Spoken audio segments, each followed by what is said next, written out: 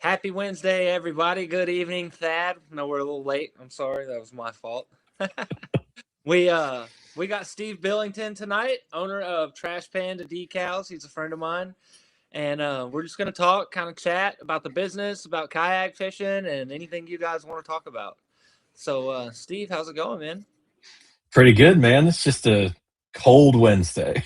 Cold Wednesday. Yeah, I've been pretty busy lately, huh? Oh my God. Yesterday was wild. Yeah.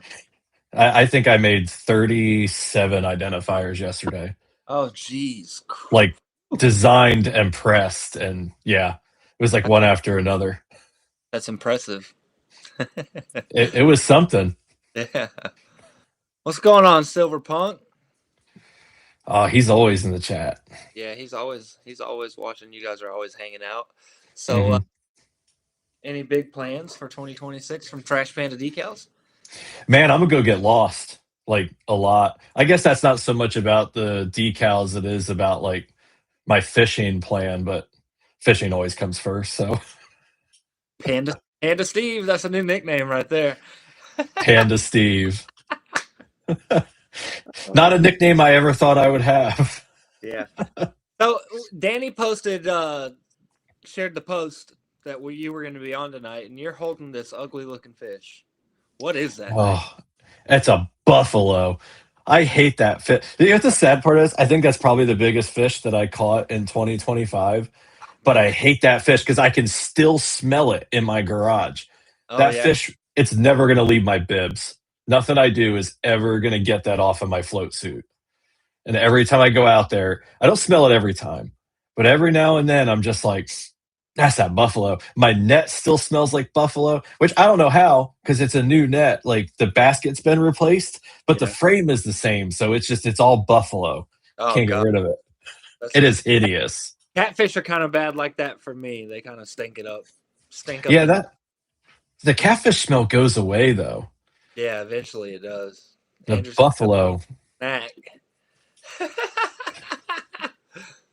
Andrew said you're looking like a snack, and Thad said looking like you ate all the snacks. So that's a diss. That's got some trash talk going on in You, the chat. you know, I saw that looking like he ate the snacks and I thought he meant the buffalo. I think he was talking about me. He said you named Buffalo, Steve. Steve. Oh god. It was a nice fish. I think that thing was almost 8 pounds. It Yeah, was no, up there big. It was a big fish. What's up, John? on a lipless crankbait on like 14-pound fluoro. What crankbait? Which one? Uh, what's the one that starts with an N? Nomad. Nomad. Okay. What, Nomad. what color was it? Chartreuse. Chartreuse. Just straight solid chartreuse. Mostly, yeah. I God. don't know. It's in a tree on an undisclosed river now. So Okay. I can't show it to you, but yeah, it was like a chart in black. Okay. So back to Trash Panda. What gave you the idea to make the double up identifiers? Chad Davidson did. Davison. I always put a D in there that doesn't actually belong there. Chad, I started making the normal size ones, and Chad was like, "Do you think you could make one that's like double?" And I was like, "Is anybody going to want that?" It just seems so big, and he wanted it, so I was like, "Yeah, let's try it." And then once he had one, everybody wanted one. It was like cat's out of the bag. Yeah. And now I do more of those than anything. And I have people asking me to do one that's like even wider, even taller. And to this point, I've just kind of been like, no. It's just An 8x10 on the hanging from your yeah. board. I mean, this thing's already Yeah. 8x4. So you want to go 10 or 6? Like it gets to be a little much. And if the demand's enough, eventually I'll have to cave. But I'm not trying to put billboards in these kayaks. Yeah. No, I know. I get it. I mean, that's kind of what I do it for though. It's kind of for the billboard, really. You've Um, already got billboards because you got those screens. yeah.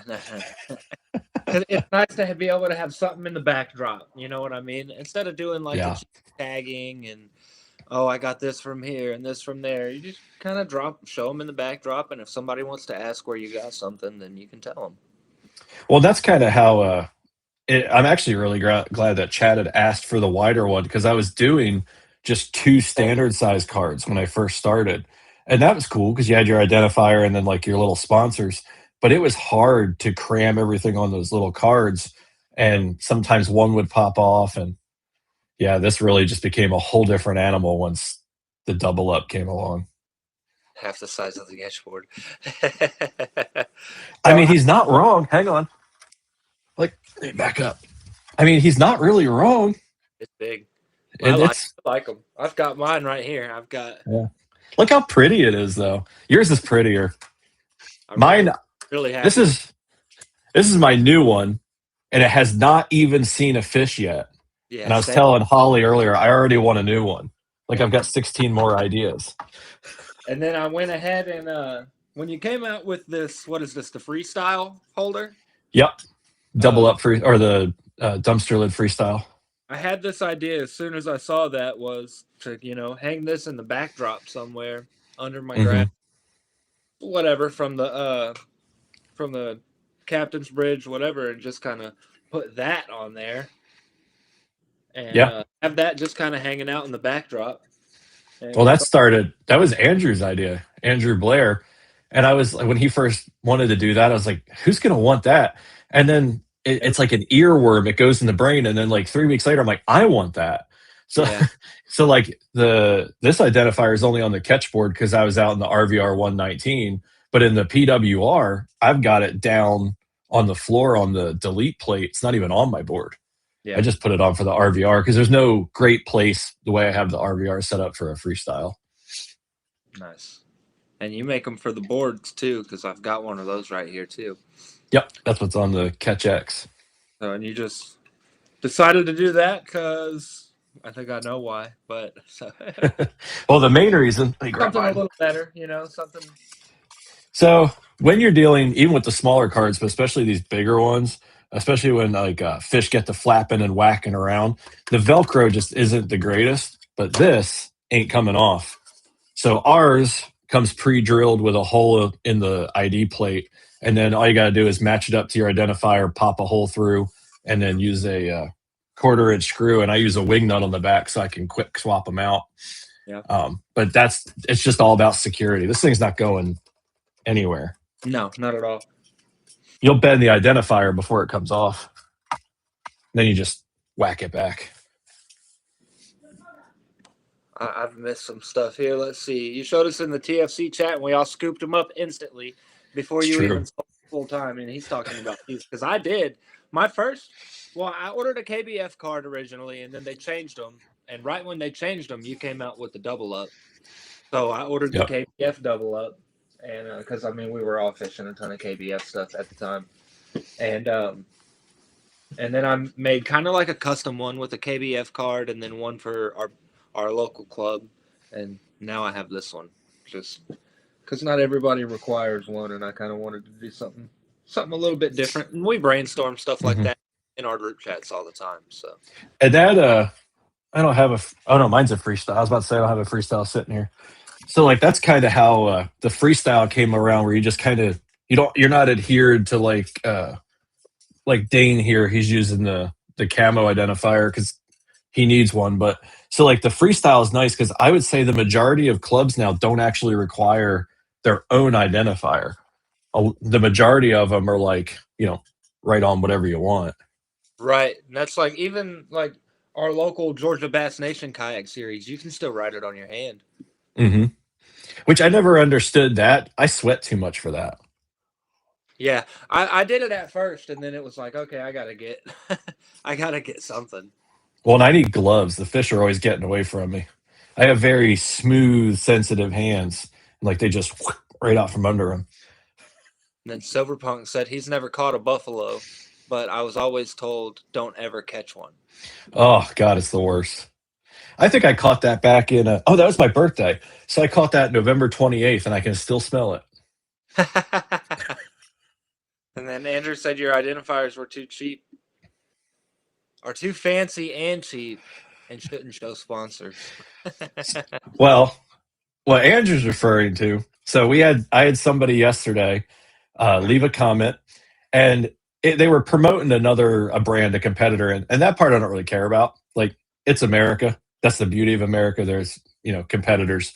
But the point he was making is that my identifiers are too busy. There's too much on them. Their sponsor logos. And it was kind of like a purist point. He was like, identifiers should be about the code, Oh nothing yeah. else.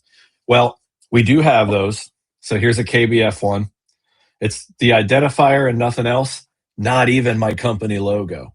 So for less than my competitors, I do sell a basic one and I don't put my name on it. So I we do. got something for everybody. I've got one of those outside. That's that with my name on the bottom of it. And that Yep. was the first. It was the very first one I got. I got them from about as basic as it gets to whatever somebody can think up. Oh, Larry said, Steve sent me a proof of my newest one earlier today. Amazing. Yeah, I feel like Yeah. they get better and better. Like even the print quality of them, every time I Mhm. get a little bit better. I would show you Larry's, but it's already in the envelope with the label on it, sealed Oh, up, damn. ready to go out tomorrow. Yeah, the quality when I got the MacBook, the quality went through the roof. Like the relationship between the MacBook and my printer is like night and day compared to the other one. That's awesome. That's awesome. Silverpunk said he needs a license plate size identifier to have room for all the codes. I mean, I always go the wrong direction. That's a license plate blank right there.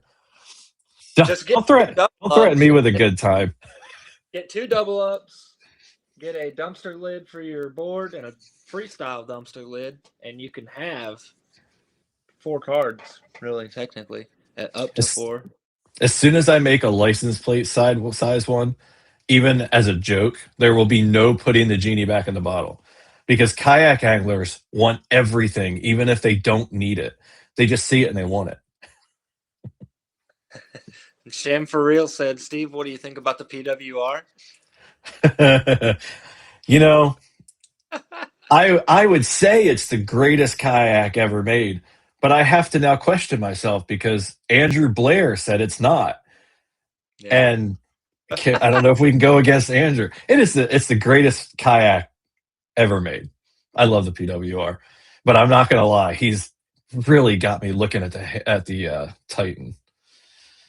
Yeah, dude. I've been looking at them since they came out, and I wish that I knew they were coming out because I would have waited and not got the Slayer. Not that I don't like the Mhm. Slayer, right? I love that. I love the Slayer. I'll never get rid of it. But I wish I would have known that Titan X was coming because I I would have would waited. I really want one, and I'm probably going to get one soon. I would like I know that the majority of the time I would not use that pedal drive. I would like to have it. What really jumps out about the Titan when I look at it versus the PWR is first I either need to buy the swivel seat upgrade and then modify it to be the way I want, or make my own custom frame, which is the direction I was kind of leaning. So it's got the swivel seat, but when you look at it, at least from the photos that Andrew posts, it's like deeper in the floor from the sides, and that just little bit of difference could really make it could be a big difference when it comes to dealing with some of the fish and stuff. It is. The Slayer is deep like that. The Slayer Max, and Hmm. one of my favorite things about it. It's one of the reasons I got it. And with the plugs out, if you got a little more weight in the front or whatever, then you can you can have some standing water like at your feet. Hmm. But in the summertime, I mean, it feels pretty good. And if you don't like it, you can always put the scupper plugs in, and I've you'll got stay. standing water in the PWR. Yeah. I like it in the summer, but sometimes you got to bounce up and down and get the pee out. Because like you're not always hitting the scupper, so Yeah. sometimes it just like all of a sudden you realize that you're I call it the swimming pool. It's where I wash my feet and stuff. But Mm-hmm. sometimes the swimming pool gets a little yellow, and then you got to stand up and bounce so it flushes it out. Rock it around. Yeah, Get some fresh water in there. got to flush the PWR every now and then. Silverpunk said he bolted a dink to the top of his double up. I mean, he's excited. Or he's stacked. Okay. I Yeah. know he said the other one was at the bottom of the lake. I think he said Lake Sinclair, the first Ooh. one. I haven't lost one in the water yet, but a couple people have, because people had asked me about putting the uh, like foam on the back to make them float. But my response is always the same. Even with that foam, if it hits at an angle, it's going down. Like before you can get it, it's going in. Um, it has to hit flat or mostly flat for that to even save it. But the simple solution is just stop using Velcro. Bolt it to the holder. It Yeah, doesn't need to have foam when it's bolted. 100%. And And I if you're have using a double up, bolt it. I got to drill this one. I saved my bolt though out of my old one that I had on the leaderboard because that's why I had to get this because I've got the catch board now. We're not. I won't read Thad's comment, but you can see that one on your own. You Yeah, know, one. I don't do that ever since my surgery. Shay, I'm gonna get rid of the XTR and get a PWR. Is that what that's gonna be? The the XTR is just a little much. I don't begrudge anybody, but boy It's great. howdy, that's a lot of boat. A lot of kayak, you know what I mean? And so is the Titan X, but I really like that thing, man. I like the way it feels on the water. I like the way it looks. I like the way, like mentally, Hmm. the deep floor, the high gunnels, and I'm starting to feel like the XTR is too much kayak. It is a lot of kayak, and Sam is not a very big dude either. So I'm not gonna lie, if they modified the XTR to where you could drop their pedal drive into it, I might be tempted. Because then you could have the really big, like the PWR is great. I don't miss pedals. The hammer would be great because having the option to have the pedals with you that day would be great. XTR gives you both, like XTRP, the XTR pedal. yeah. Yeah, and I agree with Andrew. He said it's not though, just the front. It's narrow. It is, and it's narrow, and it kind of has kind of like an arrow, like a head. Hmm. I'm not going to say what I think it looks like, but if you've seen it, you can kind of get the idea. Sham said it's a money pit. If it's a money pit, I guess it really is a boat. Yeah, no kidding, right? That It's might be just the determining factor. it's big and it's heavy, man. It's a lot of plastic to be throwing and pushing around or anything like that. If you got back problems or shoulder problems or anything else that some guys have that they might use a kayak for, so that they can not beat themselves up. I just don't want to work that hard. Because, like, I mean, I trailer, but there's sometimes some places I go where I've got to get the PWR off. Like, there's one ramp I can think of where the ramp stops about 30 feet before the water a lot of the summer. And you're just never going to get far enough in to float off. So I don't want to do that with an XTR. Okay, so everybody knows you for these, and Hmm. this is what probably your number one seller. But what else do you do? What else does Trash Panda do?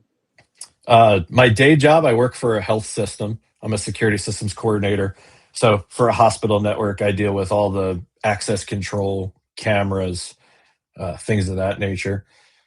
Got my wedding coming up May 30th. So I'll, Congratulations. thank you. Officially be a married man pretty soon here. I already use words like wifey. Yeah.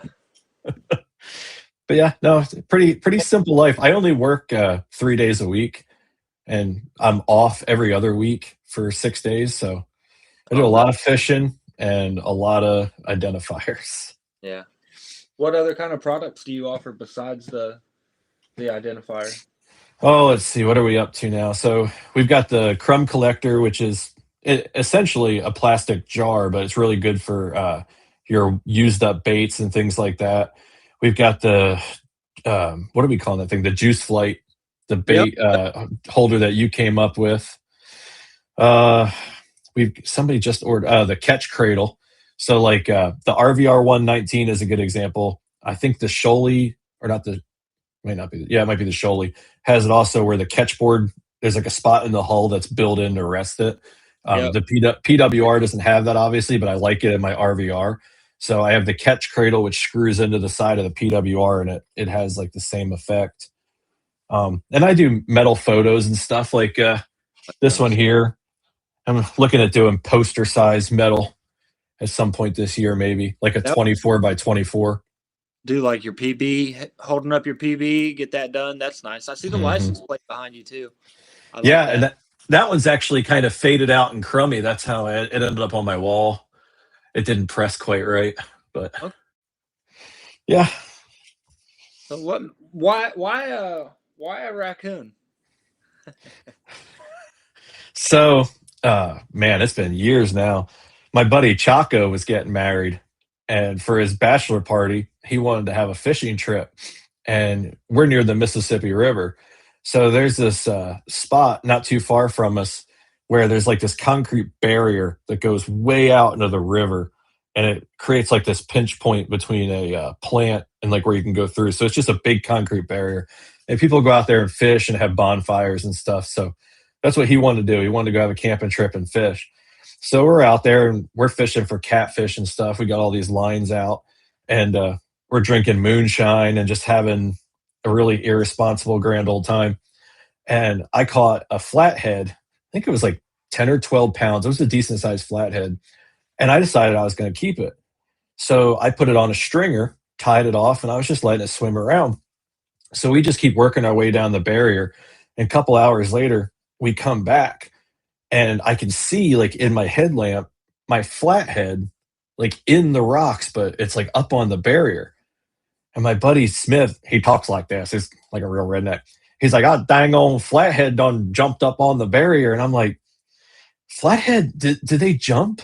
Like I listen, I know I wasn't a freshwater guy growing up, but I'm like, I don't think catfish jump. I could be wrong. So it turned out this raccoon had come down and it got a hold of the stringer and it reeled it in. And we know because it's sitting there with the stringer wrapped around its hand and half my flathead is gone. It's just chewing on it. So I'm like, "Hey man, like get up here, get away from my fish." And he just looked at me like, and I was like, "Oh, like, okay." So he takes off into this tree and I'm just chucking rocks at him because I'm intoxicated and I'm angry. I'm chucking rocks at him and it just became like the funniest story. I didn't get to eat any of that fish. He like tore it up and it's just flapping, like half of it's still missing and it's on the concrete barrier. So I put this thing out of its misery and I've got what's effectively a head and some chewed up meat on a stringer. And I'm just like, so I threw it over into the woods and let the panda finish it off. I'm like, "Here, you can climb down out of your tree and get it."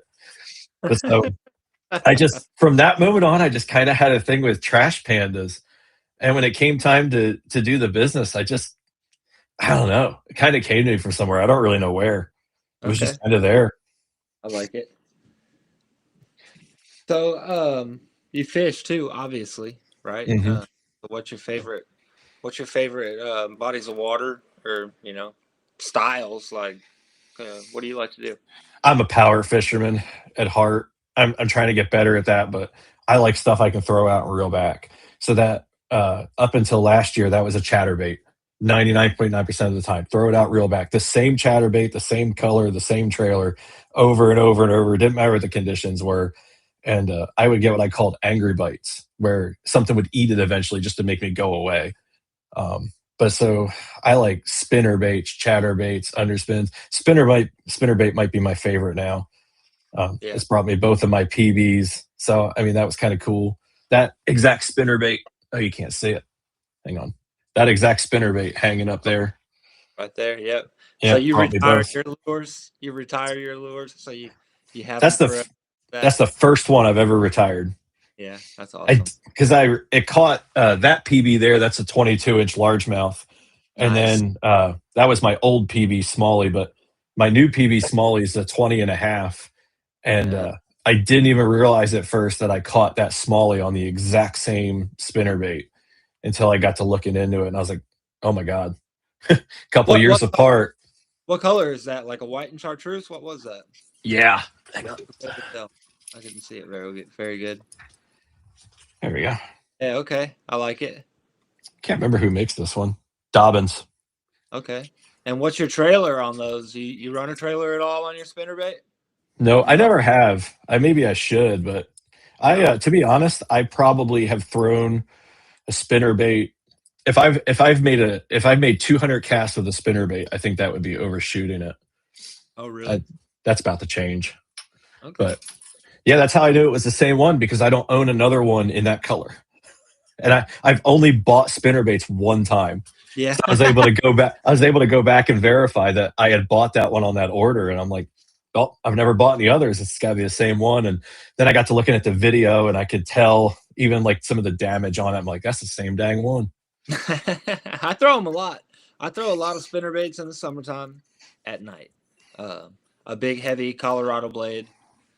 It's a black and blue with some chartreuse on it, and it's got a nickel black Colorado blade on it. And I throw it with a trailer. I'll throw it with a paddle tail or an MRE. Always black and blue also. And sometimes I'll dip the tails a little bit in the garlic, Mhm. the chartreuse garlic. And but that's like my go-to at night in the summertime. Do they work better for you with the trailer on there? I don't know. I've never really thrown it without, but I know some of the older guys on here that I've watched and like listened to and talked to and Mhm. stuff. In the wintertime when the water's cold, they don't throw a trailer. But in the summertime they do. So Hmm. I don't it's like a water temperature thing for some of them. I've got some questions up here that I was kind of looking at. Let's see. You ever thought about making awards for tournaments? Yes. Yeah. Yeah. That's so it really depends. With the metal plates, I don't feel like I could do anything all that exciting. I'm in this weird spot where it's like, what direction do I invest in next? So it's like, do I go bigger on the press and stuff and start doing like metal posters, or do I go towards laser engraving and start cutting out awards and stuff? And it's like this weird balance. And I think I get asked about awards fairly often. I definitely want to upgrade the 3D printer, not to get too crazy with the stuff I 3D print, but really just to make the prints faster and more efficient. The one that I have now has been running nonstop for days, days. How's the sales on the ID card holders and stuff on Pretty there? good. I tell you where the big uptick came is I started what I call the newborn kit a couple months ago. That lets you get one of the basic identifiers with your name on it Uh-huh. and identifier holder. I think it's $25, give or take. So Okay. it's a good deal for somebody that doesn't have anything yet, or doesn't have a holder and wants one to match. So that's made it pretty popular, and that definitely drove the dumpster lids up. What shocked me is I thought when I came out with the one for the leaderboard that was going to be the one that took off, just because I don't think the factory stuff for the leaderboard is great, Yeah. and nobody, at least not at the time, made one like I do for the leaderboard. And I've sold a lot of them, but it didn't go crazy like I thought it would, and I'm almost thankful for that. I 'Cause, liked mine. yeah, it works great. I've got one on. I don't use my leaderboard anymore, but I've got one on Yeah. there. Definitely It's better got to than the factory. slide it up and down easily, you know. Yep, yep, and it doesn't break as easy. Right. Right. And even I mean some awards would be cool, even just like the size of a license plate too, even, you know what I mean? Get like the Mhm. club logo and some other different graphic on there and first place, big bass, have Yeah, the leg.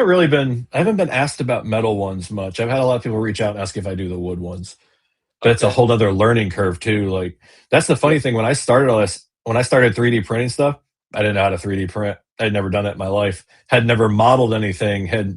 I don't know how to convert inches to millimeter. My computer does it for me. Like didn't know anything about it. When I started doing identifiers, didn't know anything about it.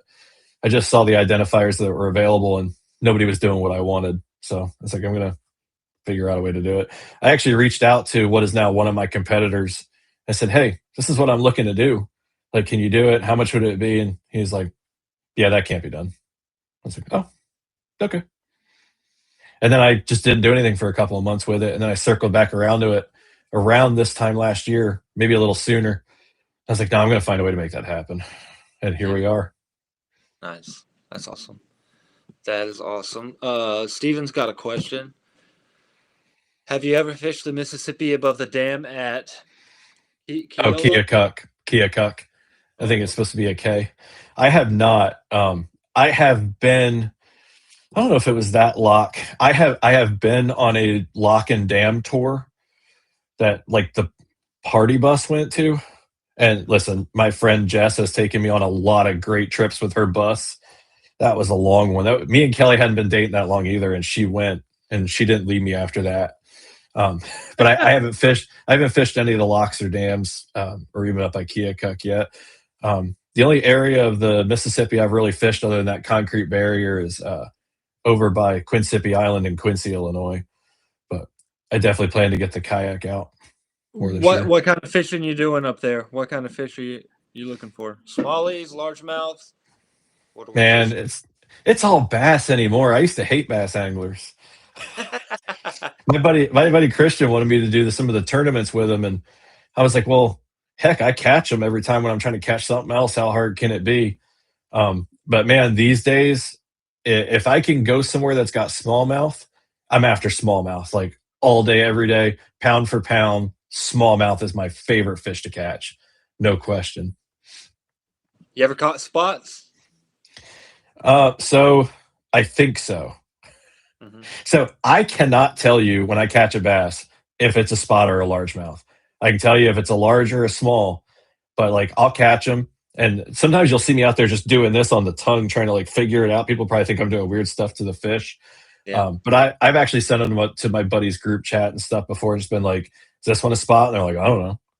But like No. they're always trying to tell me the stuff to look for, and I You can can't. usually I tell don't by know. where the jawline is. But yeah, that's the easiest way. Here, man, most of the largemouth don't have the spotted pattern on the side of them.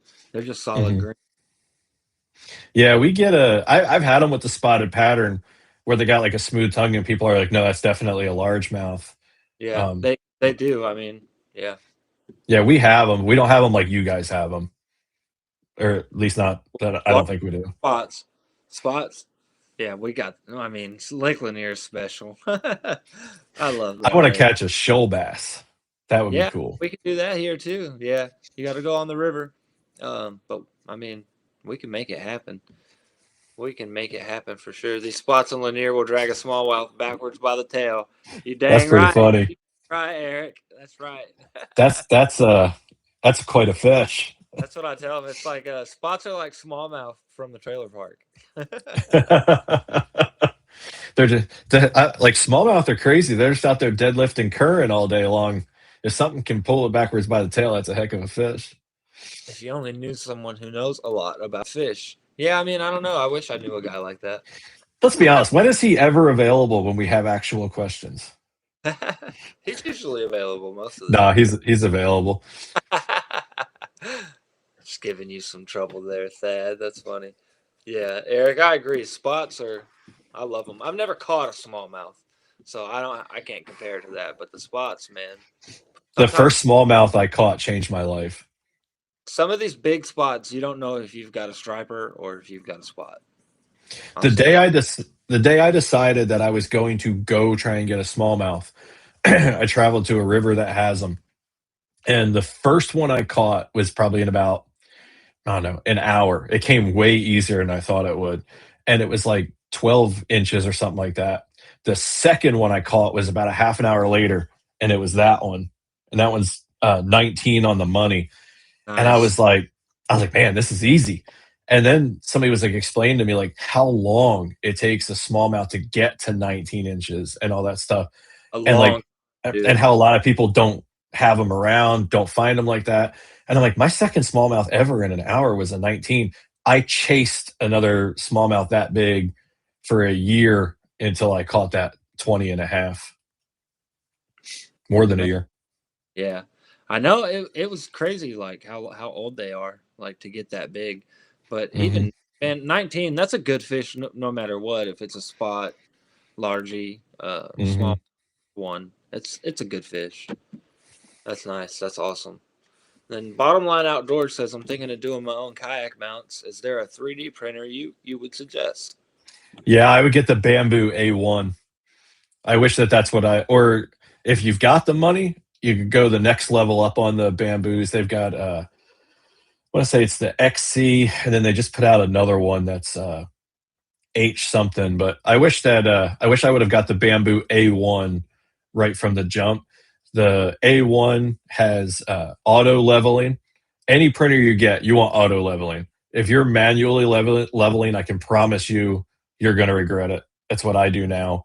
And once it's dialed, you don't have to level a lot, but usually you don't know you need to level until something starts going screwy.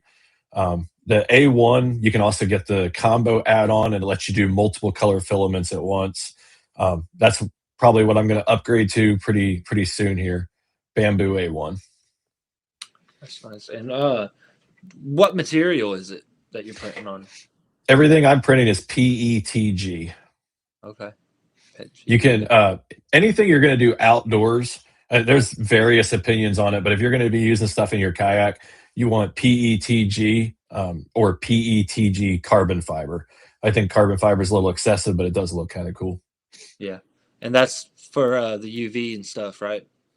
Yeah, and the temperatures have a big to do with it. Like some stuff, I want to say it's TPU stays kind of pliable and it doesn't play well with heat. This is our buddy Cranking and Yanking. Good to see you tonight, man. He says, He heard us Steve, talking about what, screens. what do you think about forward-facing sonar? Asking for a friend, asking for himself. I don't have it. If somebody said here, I would probably use it. But when I step back and look at like the cost and stuff, there's other places I would rather spend that money. I mean, there's no putting the cat back in the bag. It's only going to get more from here, but I mean, I think it's a good tool for eliminating dead water. But I'm not about the looking at this. The guys that are out there looking at the screen and all that. Not a fan of that. If you could roll up and be like, okay, they don't like this bait, switch it. They're not going to eat, move on. Like for a tournament guy, I think it's good for eliminating dead water. Yeah. I'm actually thinking about taking my. I've got what is that thing? A Lowrance 7. I'm actually thinking about just taking it off entirely. All I do with it is look at how fast I'm going and what the water temperature is. Yeah, really. I fished without it for a few months just because I was working on a new mount, and I didn't miss it.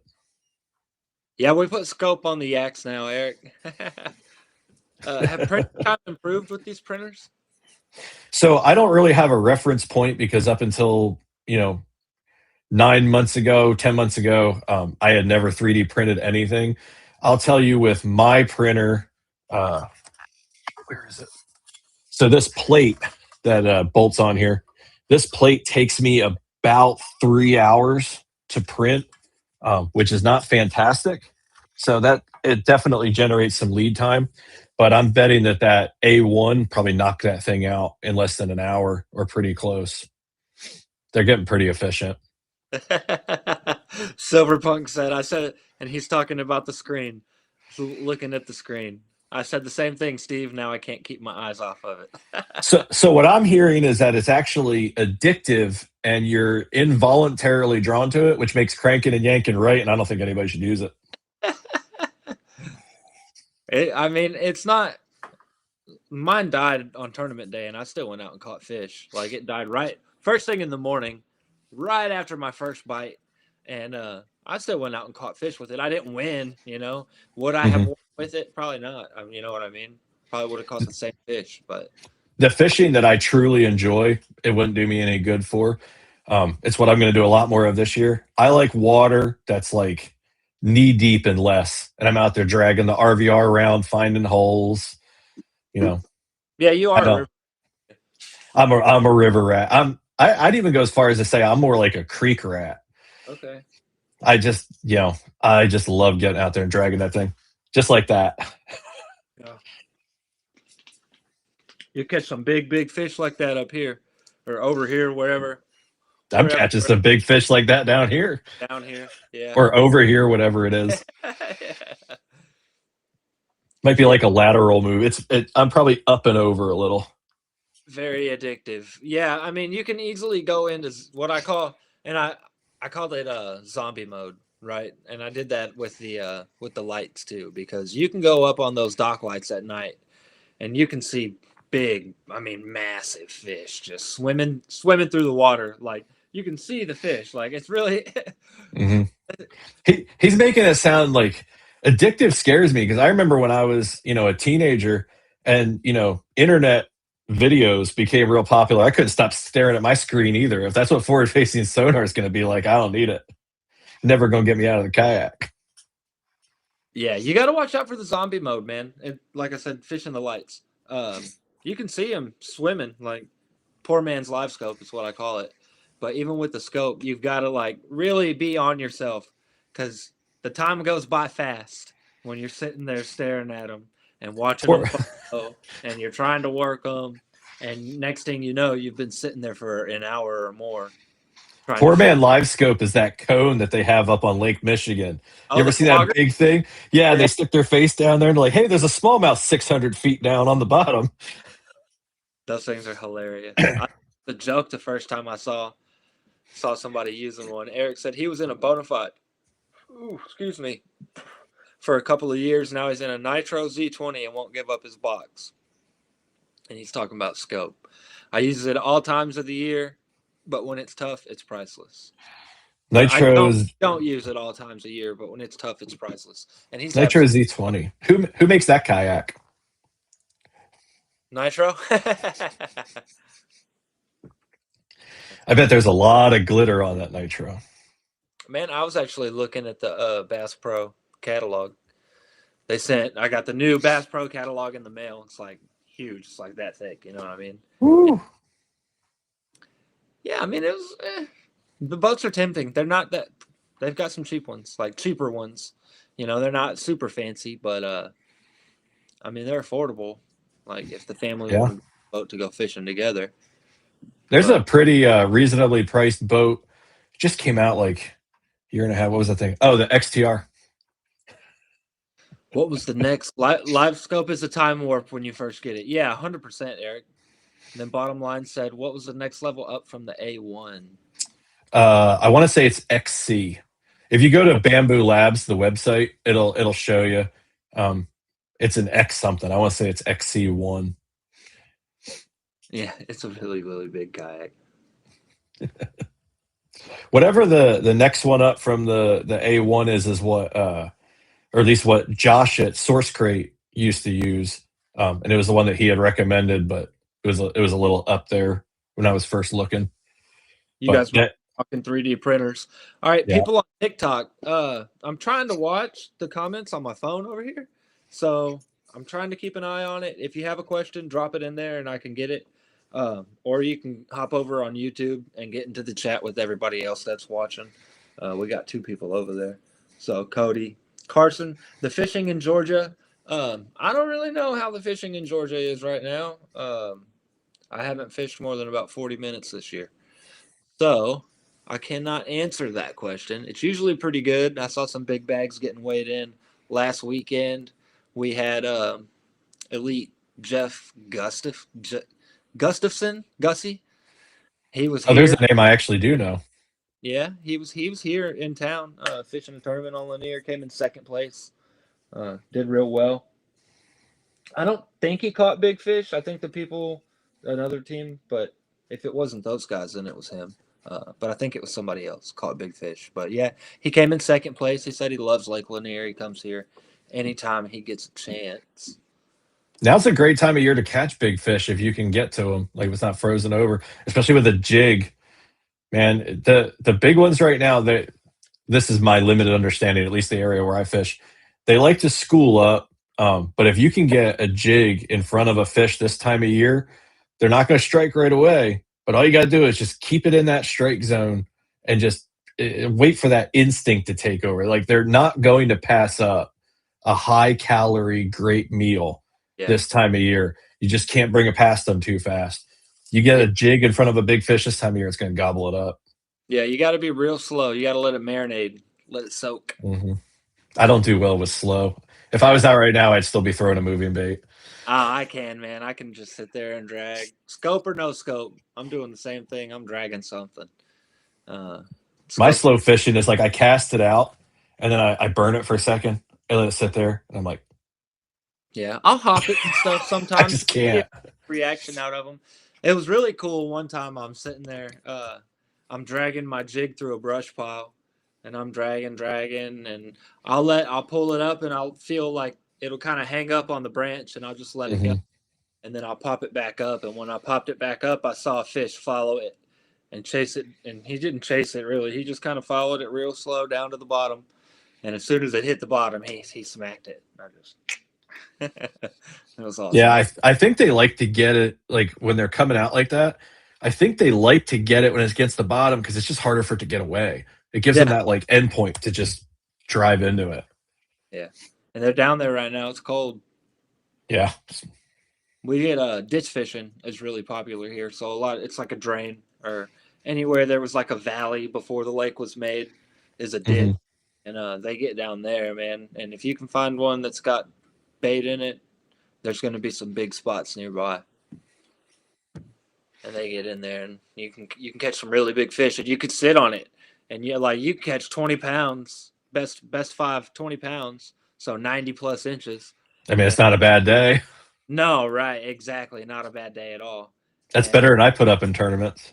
you can do that in one spot. I'm in like the 45 to 50-inch club when I fish events, somewhere in there. Usually with 5 fish. Oh God, that 5 fish, 40 inches, good day. Yeah. I'm like, I got a limit. Yeah. Who cares if they're all 9 inches? Yeah, that too, Eric. You can get bit here burning crankbaits right now too. Pretty good. Here too. This is crankbait weather for sure. The rock crawler is really, really popular this time of year. Stitching a jig. Yeah, I just sit there and just kind of pop that thing, man. Just drag that sucker. The A-rig's real popular right now too. I can't get down with it. It looks like a real headache. All kinds of different variations. It just looks kind of tiring. You know what I mean? I'll Yeah. there like it's the same thing with like a big swim bait. You know, I'll throw it 4 or 5 times, and I'm like, all right, I want to catch fish. I wouldn't mind chucking out like 8 MREs at one time though. That seems kind of appealing. Yeah, get some set. I took my kayak out one time, caught a fish, took it home and sold it. Oh man, that sucks. I guess it just wasn't for you. It's not for everybody, but at least you tried. Yeah. I get not everybody likes happiness, I guess. You caught a fish. How could you hate it? I always say that kayak fishing isn't for everybody, but everybody should try it. Mm-hmm. Well, it's kind of funny. Really, since COVID, like the last couple of years here, kayak fishing has gone from like something that's just like about access people did because like they could whatever. Now it's becoming this thing like you see people on YouTube doing it. You didn't used to have that. It used to just be like I can't afford a boat and this cheap thing is here. And now it's like we're popular. Yeah, I know, right? Oh, he said he's going to be getting a better one. Oh, okay. It wasn't really a fishing kayak, so that's why I sold it. Okay, Oh, so he didn't want to go swimming. Fair enough. you liked it, wanted something better. That's awesome, man. Well, if you ever got any questions, feel free to reach out. Yep. That's my handle. How do I get right there? Yep, there you go. Right there. I'm glad I'm not the only one who's like, same with Steve, which man. direction? Trash Panda Decals, Steve Billington Fishing. So you can reach out to either one of us, man, if you ever have any questions about anything. 100%. And then Eric says, I honestly wish the boat tournaments would adopt the kayak photo method for tournaments. That was my favorite part of the yak tournaments. Yep. Louder for those in the back. Yep. Throwing fish in a live well, driving around the boat and dumping them is the stupidest thing I've ever heard. I don't get it. How are we still doing that in 2026? Yeah. I don't know, man. Yeah. It's crazy. I don't get it. Like summertime and bed season and stuff like that. Yeah, let's go pull them off the beds and drive them around all day, hold them up so everybody can cheer for them, and then just throw them back in. And throw them back in the water. Or even not on tournament day, just to do it for a picture at the boat ramp. If you have to make and sell chemicals to try and help keep the thing in your live well alive so that you can hold it up for a crowd, you're doing the wrong thing. Put it back in the water. I agree with that. So he said he got all wet. That's fair. Got all wet. It sucked. Other than that, I did love it, but needed a better paddle and yak. Yeah. Mm-hmm. You gotta. I mean, being comfortable is the best and is the most important thing to me. I didn't own a kayak that kept me. I've been doing it for almost 33 years now, and I did not own a kayak that kept me dry until like 2019, beginning of 2020. Hey, you're old. I am, dude. I'm old. I'm 41, and I started when I was 8. I know I don't look 41, except Yeah. for this year. This year looks 41. But Okay. So, were you born this handsome, or was it acquired over time? oh no, I was born like this. No, So all of my beauty and doofiness came by pretty naturally. I hook set myself out of an SS 127 in 50-degree water once. That's what sent me towards the boat side. Well, god dang, dude. That's kind of a tough one to hook set yourself out of, too. How do you hook set you got to drop another comment. How do you hook set yourself out of a kayak? Because I don't know if I'm envisioning hook set, but it wasn't actually there, or did Maybe, he hook set himself and like off the side? 'Cause I'm a maybe hook set in full. off the back. That's a good tip. Make sure you get your board wet. Yeah, you got It also helps keep them settled down. do all of that. Your net, make sure you dip your net. Don't just Mhm. pull the fish out and drop them in a net. I can tell you from experience in a tournament in the middle of the summer, I lost my best fish of the day off the board because I didn't get it wet. And it didn't even occur to me when it hit that board how hot it was. Yeah, Whether it's plastic, metal, whatever, you wouldn't want to be on. It's like throwing them on asphalt. So even get that thing wet. even in the wintertime, like it protects the slime coat, like he said too. Hmm. You saw that giant my PB, that giant largemouth I caught in the summertime. Just it had like blotches all over it. Like it was weird. And that's one of those fish that people say, I feel like, they say, oh, that's from sunscreen. People handling them with Didn't sunscreen. didn't Thad tell us it had something to do with the slime coat? Yeah, he did. He did. Every Yeah. biologist I've ever heard says the same thing. And so I feel like that's kind of what it is. Wet the board in the summer so it don't burn them. Yeah, that's what we're talking about. Yep. Wet it in the summertime so it don't burn them. But even in the summertime, or even in the wintertime, because you want to protect that slime coat no matter what, you really should be wet your hands. Yeah, the rubber net, and make sure your net's in the water when you pull them up and put them Hmm. in. All that stuff, man. You want everything to be wet. The way I compare the temperature for people is I'm like, if you're in your kayak, I'm barefoot in my kayak all year until it gets cold. And I'm like, if you're in your kayak, eventually the bottom of the kayak gets hot and your feet don't like it. That's why you pee in the kayak because it's gotta be wet. You gotta have something to cool your feet off. So I'm like, you don't want your feet burning on the kayak. Why would you want to burn the fish on the board? And it's So something that I did, not even thinking about it. here you go, and here's proof. He said he's seen a few fish that he caught and measured on a dry board, and he thinks it gave him a patch-like rash or something. See, and Yep, that's I could good. see that. That. So yeah, make sure you wet your. Yeah, now I always wet my board. Good for you. Me Good. too. That's good. And wash your board. But which Yeah. I'm setting a bad example because this one is absolutely horrendous right now. Like you can see all that on there. But what I do is anytime the board starts to get grody or I'm already washing the kayak, I take the power washer and I just run the power washer right down it. Gets all those little grooves with the measuring and everything cleaned out and makes it easier for your tournament director not to DQ you or take some size off. Nice. I use a little bit of dish soap and a sponge, and I wash it in the kitchen sink. Hey, that works too. I wash it. Everybody probably thinks that my wife would kill me, but no, she doesn't mind. I've washed mine in the shower before. Yeah.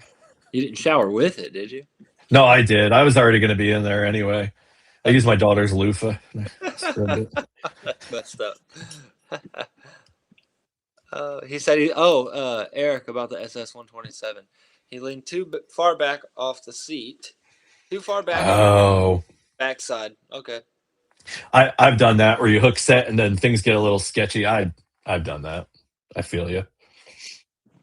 I'm also really good at hook setting and one of my feet slipping, where I think I've got my feet planted right, and the next thing I know, I'm like kicking stuff and losing my balance. He said he caught the fish, though. That's what matters. Don't I much- I caught an 18 something when I flipped my Pro Angler 14.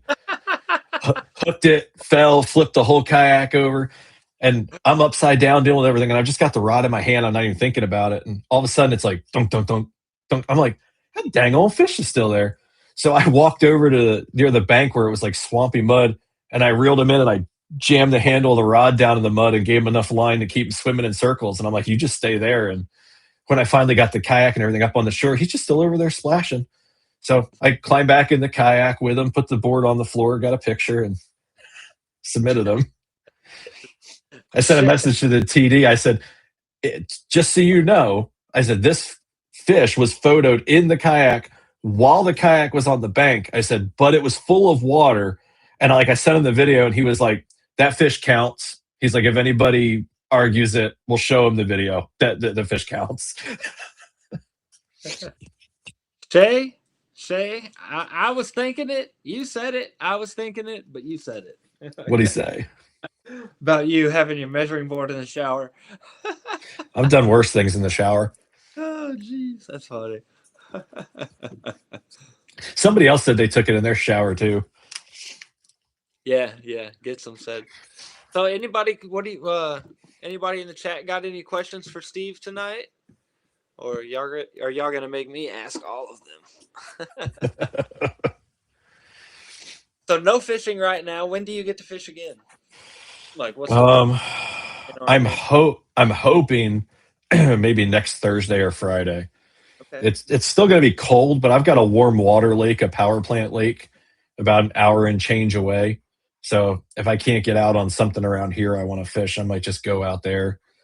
It just depends. This time of year, I fish more for the content than anything, because no matter how much content I bank over the course of the year, it's never enough to get me through.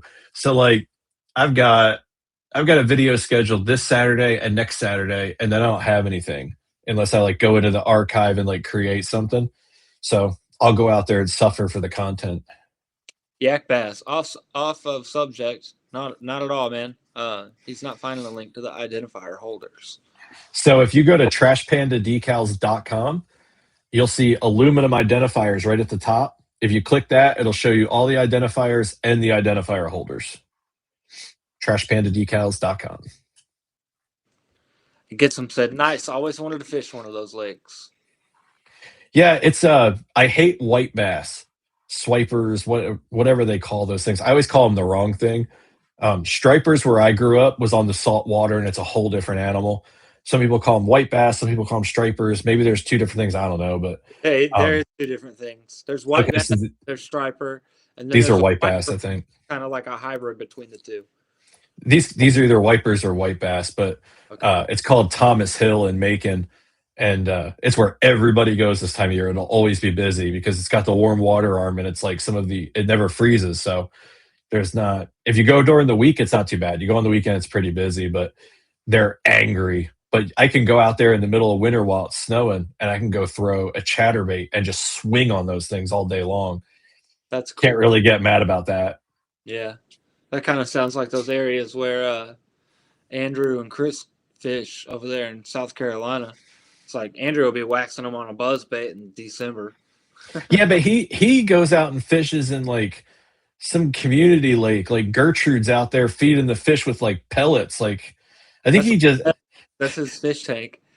Yeah, that's basically what it is. It's like a bathtub with fish in it. Lots of pickerel though. Steve, what's your opinion on allowing 2 motors in kayak tournaments? I've got 2 motors on my PWR. I think it's fantastic. I honestly, when I had 1 motor, I if you can only have 1 motor, I'm all about the bow mount. I want the spot lock. But when I only had the bow motor, I never really cared. Like when I saw people with 2 motors, like I never felt like I was disadvantaged.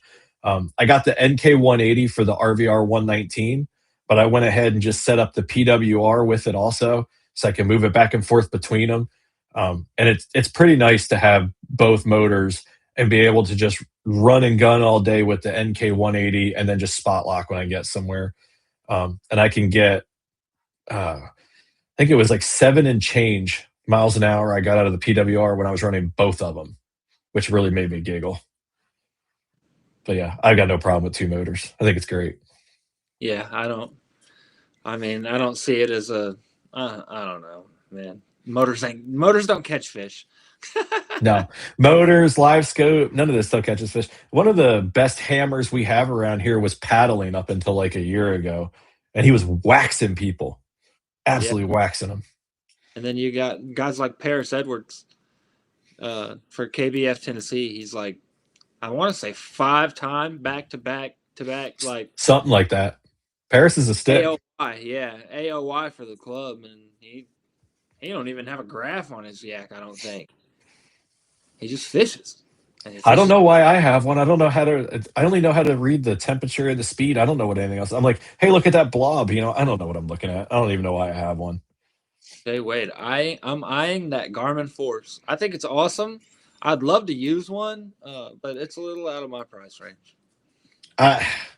Listen, I sound a little like an old codger when I say this because I realize I come from a time in kayak fishing when we didn't have all this stuff. Okay, if you wanted a rod holder or something else, you were making it happen. There was no yak attack, none of this stuff. So I really enjoy the innovation and the kayaks you can build and the cool stuff out there. But kayak tournament fishing is turning this into bass boat fishing very quickly. And the Garmin is, in my opinion, very expensive, and anglers are just throwing money at it. And every time a company comes out with something that's thousands of dollars and you throw money at it, you incentivize them for the next thing to be even more expensive. And there's no putting the cat back in the bag. There's no getting people to stop buying them. But I think that it's overpriced. And I think that kayak fishing is quickly becoming kayak tournament fishing, which is becoming bass fishing. And it's just so commercialized now. Yeah. So I don't begrudge it. If people have it, like it, great. Out of pure principle, I'm not buying that thing. Now, if Garmin says, "Hey, we want to give this to you, go try it out," I'm gonna put it on there. Yeah. But I'm not buying it. I And don't, they're not giving me one. it doesn't fit my needs. You know, I don't really need a stern motor at all, really. That if I had a riverboat, it'd be different. Maybe I'd have one on that. Maybe if I have a Titan, I'll do a 2-motor deal. But I don't see it happening, really, honestly. Will there ever be a limit on the size of the kayak in tournaments? There already is. It's 14 feet because of the PA 14. I'm pretty sure that's where most people cap it. It's 14 feet. For now. Yeah, for now. If they would have asked me that question before the XTR came out, I would have said that we're pretty much like there's no reason to go beyond 14. Right. But now you have the XTR, and that's nothing as bona fide. Anybody who knows me, I'm a bona fide sycophant. I love bona fide. Big Adventures. I love the brand. But why not go a little big? Like that's what they're going to look at.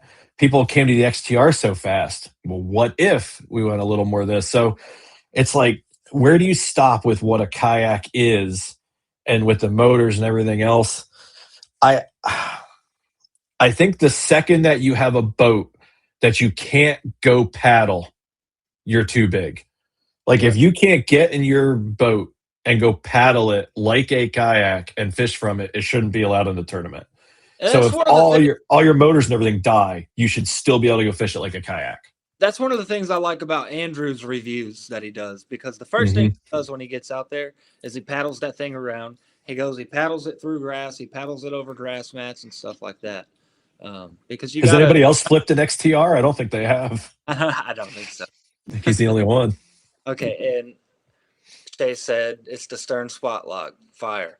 Okay, so here's the stern spot lock issue for me. Is I like to point myself in the wind with the wind blowing at me, and I like to cast into the wind and bring my bait back with the water. The stern spot lock is going to spot lock you the opposite. So you're going to be casting with the wind and bringing your bait back against the current flow. And that I don't like that. Maybe it works for some people, but I would rather cast into the wind and bring my bait back with the current. I tell you why I don't like stern spot lock. So I call my XI3 ass hat. That's its name. Yeah, I fight. You'll hear it in the videos all the time. When asshat decides to spaz out, because spot lock will, I don't care what motor it is, it will spaz out.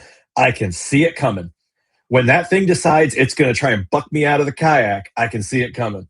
When my back is standing, or the motor's behind my back and I'm not paying any attention to it, I'm going to end up in the water. Yeah. It's inevitable. And has done it one time.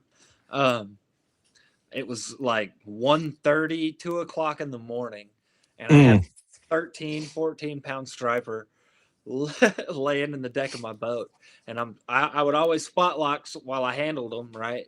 And I'm handling him, I'm doing my thing, and I can just hear the motor making this weird noise. I look up at it, and the cord is wound around it so tight.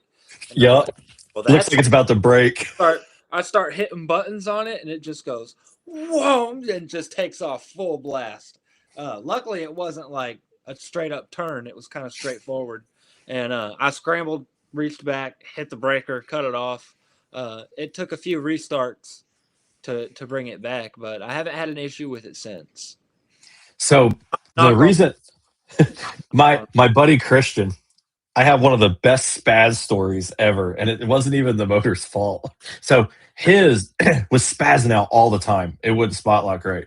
And the way they're manufactured, long story short, if the wires up in the head aren't routed, you know this, around the post and everything the way they're supposed to be, they cause interference with that GPS module. So I took his motor for him. I put it on the PWR. I fixed all the wiring, redid it, and then I went out fishing. And to make my life easier, I just paired my remote to his motor. So I go out fishing. There's not a problem with it. I give it back to him. He goes fishing a bunch of times. No problems. He's loving this motor. The two of us get together in like February or March, and we go to that warm water lake, and it's cold. So we just launched. I'm playing with my foot steering because I had just installed the source steer foot steering, trying to get it right. And while I'm doing it, I'm not paying any attention to Christian. And I got the remote in my hand, and I'm controlling my motor. And I hear Christian yelling. And I look up, and he's like spinning in this circle. He's like holding on for dear life, like holding on to the seat of his kayak. And he's whipping all over the place. And he's like, it's doing it again. It's doing it again. We didn't realize I never unpaired my remote. So even though my remote was controlling my motor, it was controlling Christian's. So he's like 50 feet away, and I'm steering him all over the place, and he can't figure out what's happening. He's hitting all his buttons and just holding on. And because I'm not watching him and I don't know, I'm doing all kinds of wacky stuff, and he's just rah, rah, rah, rah. So we're floating out in the middle of the lake, and you have to, like, in order to unpair a remote, it took us a minute to figure this out. In order to unpair a remote and then pair another one, you have to have, so we had to unpair his motor for my remote while my motor was unplugged. And then he had to repair his while my motor was still unplugged. Then he had to unplug his motor when I plugged mine back in so that we could get the remotes totally separated. It was funny to look up and just see him whip it all over the place, holding on for dear life, thinking the motor was spazzing out. And it's just me. Silverpunk. Does the XI3 have any drift when in spot lock? My auto boat will sometimes drift 5 feet before it kicks in. I don't notice any problem with it, like pausing before it kicks on. Sometimes I will say the nose is kind of back and forth, back and forth, back and forth. And that can make it tough when you're trying to use your live scope and stay on a fish, and the fish is swimming this way and your boat's moving this way, and it can get pretty frustrating. You got to realize too, even if you think you're perfectly still, you're not. And when you hit that spot lock, you're basically, it's triggering to grab a memory. So when you hit that spot lock, it's marking for one spot. So if you're here and you hit that button and you got any kind of drift or anything, you might be like, man, this is right where I want to be. And you hit that spot lock, but it's grabbing a point that's a few feet back or a few feet over, and it's going to adjust you to that spot. So a good trick is to slowly drift past where you want to be and then hit the button a second or two after, and it's naturally going to kind of get you back to pretty much where you wanted to be. One of the things that drives me crazy about spot lock, though, is like with the wind, right? Because it's or any current, it's going to point you in whatever direction, right? And there's no adjustment. And it's like you want to be casting like right over here, but it's got you pointing this way. Like that's why I want the swivel seat. 100%. Yep. That's the whole reason. Well, and I have one on mine, but I wouldn't swivel around on it, like not a full circle. I would on a Titan though. I would on a Titan X. I want to see Andrew like take the stuff out of his kayak so he can swing it all the way around. I want to see him in the middle, like just like wee, just like spinning in a circle, holding on. There's some videos of one of the native team members, Chuck Earls. He's crazy, man. He's a guide on Lake Erie, kayak fishing guide on Lake Erie, and he uses a Titan X. And it was like right when they first came out, and he was at a demo or something or a show, and they had it in a pool, and he's just kind of messing around, and it was like his first time on it, and he's just like he walks all the way around the outside edge of Oh, the that's pretty cool. like. He must be a lot smaller than me. Yeah, I mean he's not a huge guy, no. I watch Austin Hoover do that, and I'm like, I can't do that. I don't have the balance for that. Yeah, you see like the videos of him on the UMAX. Yeah, the ones he was posting the other day. Yeah. Like, oh man, I don't know.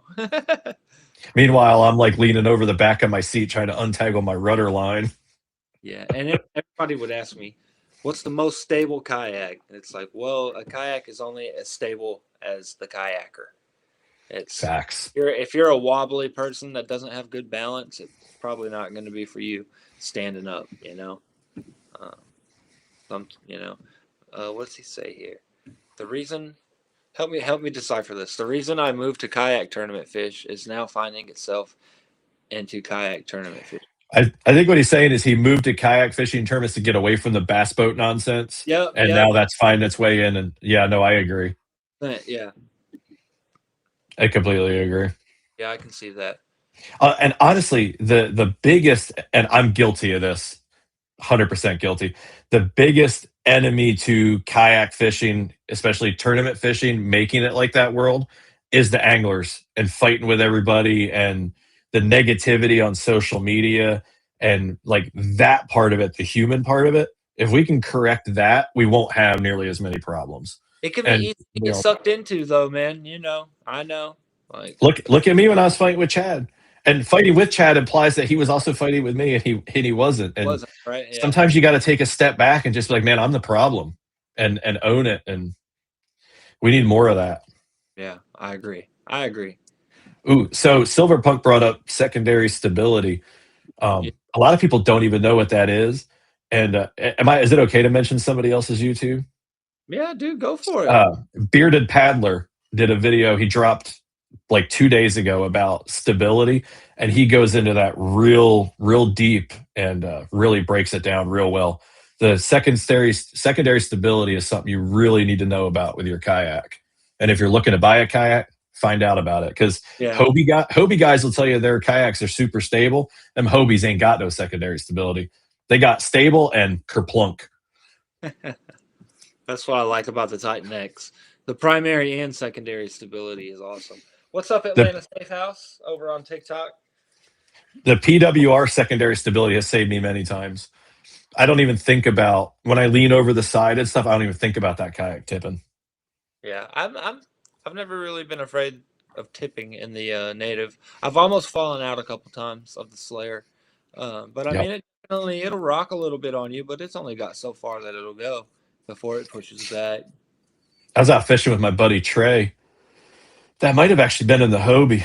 I don't remember, but I was standing up and I was driving with XI3 and I whacked the stump and luckily fell into the seat, but I about went rear end right on out of that thing. He was dying. He thought it was hilarious, but I do stuff like that all the time. Like I'm real comfortable in a kayak. Sometimes too comfortable. Eric said the Blue Sky 360 is the most stable kayak I was ever on. Barely even a kayak at all. I would say it's a pontoon boat. That's why. Yeah, that's that Jackson pontoon kayak thing, isn't it? With like the middle over the water. I don't think Blue Sky Jackson. Is it? I think Jackson has their own, and I think Blue Sky is something separate. Okay. I could be wrong. It could be Jackson, but I feel like Blue Sky is its own brand. Same thing. Yeah, it's the same thing. Okay. And but the chair is like over open water or over a platform or something, right? Mm-hmm. Okay. So Silverpunk. So the secondary stability on the PWR, there's a you definitely want to learn to trust it, but don't ever get comfortable with your secondary stability. Get comfortable with your primary stability and let the secondary stability almost be a surprise. Because as soon as you get comfortable with it, then you'll push it too far. But the PWR will feel like it's going to flip long before it gets even close to flipping. And you'll find that spot. Yeah, It's okay. usually when it's about here. Yeah, it's a Jackson. Okay. Okay. Yeah, I For just some try to reason, keep my head like from if you keep your head in the kayak, right? Then you know what I'm saying? Then there's been times in the PWR when I'm leaned so far over, my hair can be touching the water, oh and geez. it hasn't dumped me. I've done some sketchy stuff in the PWR 129. Okay, yeah, it was a Jackson or they distributed them or whatever. But Yeah. yeah, I thought it was. I knew they had something like that, even if it wasn't. But yeah, like the pontoon yak. I see people make them out of like two pelicans with like street signs and stuff, connecting them Yeah. together. Pretty good. Did you see the one somebody made that's got like 4 trolley motors on the back of it? Oh God, no, I didn't see that. Or maybe it was 2. I don't remember. It was a little absurd. I was kind of chuckling.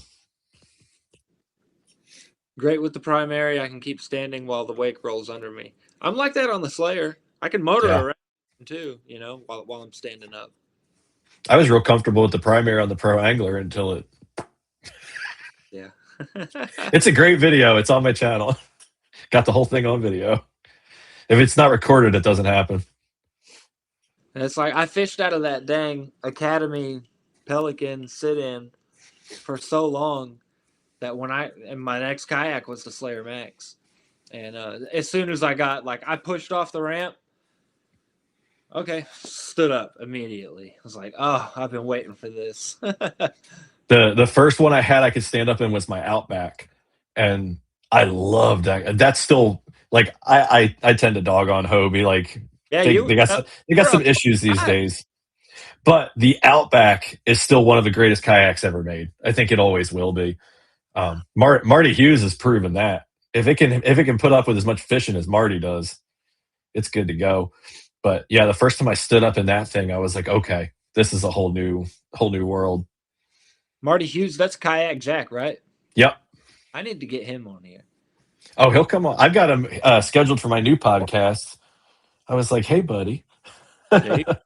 Yeah. He's an OG. Yes, he is. Triple OG. You know who else you should get on is Dennis Spike. I don't know who that is. I'll send you a link to a podcast that him and Marty did. He's a character. Yeah. Yeah, I'm open to having anybody on. Same thing in the comments. Like if you got a guest that you want on here, let me know. And myself or Danny will do whatever we can to get them on here.